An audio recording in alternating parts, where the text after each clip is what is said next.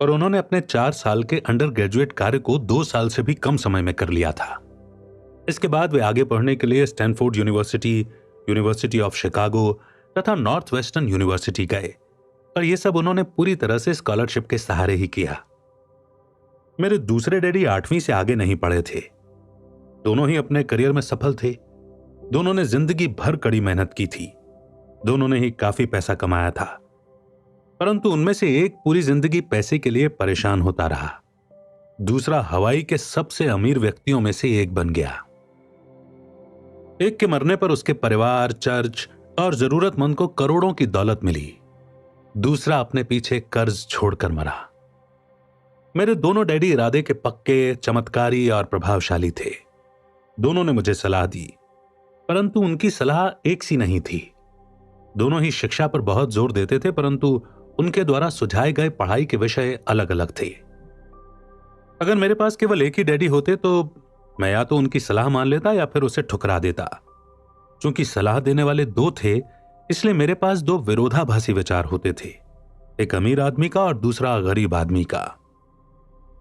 किसी भी एक विचार को सीधे सीधे मान लेने या न मानने के बजाय मैं उनकी सलाहों पर काफी सोचा करता था, उनकी तुलना करता था और फिर खुद के लिए फैसला किया करता था। समस्या यह थी कि अमीर डैडी अभी अमीर नहीं थे और गरीब डैडी अभी गरीब नहीं बने थे। दोनों ही अपने करियर की शुरुआत कर रहे थे और दोनों ही दौलत तथा परिवार के लिए मेहनत कर रहे थे, परंतु पैसे के बारे में दोनों के विचार और नजरिए एकदम अलग थे। उदाहरण के तौर पर एक डैडी कहते थे, पैसे का मोह ही सभी बुराइयों की जड़ है, जबकि दूसरे डैडी कहा करते थे, पैसे की कमी ही सभी बुराइयों की जड़ है। जब मैं छोटा था तो मुझे दोनों डैडियों की अलग अलग सलाहों से दिक्कत होती थी। एक अच्छा बच्चा होने के नाते मैं दोनों की बातें सुनना चाहता था। परेशानी यह थी कि दोनों एक सी बातें नहीं कहते थे। उनके विचारों में जमीन और आसमान का फर्क था, खासकर पैसे के मामले में। मैं काफी लंबे समय तक यह सोचा करता कि उनमें से किसने क्या कहा, क्यों कहा और उसका परिणाम क्या होगा।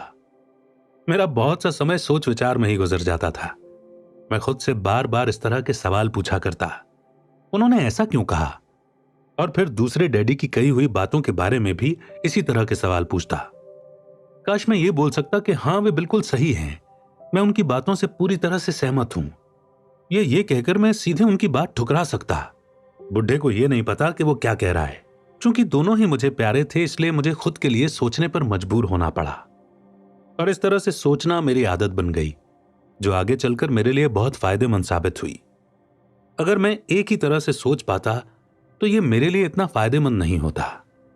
धन दौलत का विषय स्कूल में नहीं बल्कि घर पर पढ़ाया जाता है। शायद इसीलिए अमीर लोग और ज्यादा अमीर होते जाते हैं, जबकि गरीब और ज्यादा गरीब होते जाते हैं और मध्य वर्ग कर्ज में डूबा रहता है। हम में से ज्यादातर लोग पैसे के बारे में अपने माता पिता से सीखते हैं। कोई गरीब पिता अपने बच्चे को पैसे के बारे में क्या सिखा सकता है? वो सिर्फ इतना ही कह सकता है कि स्कूल जाओ और मेहनत से पढ़ो।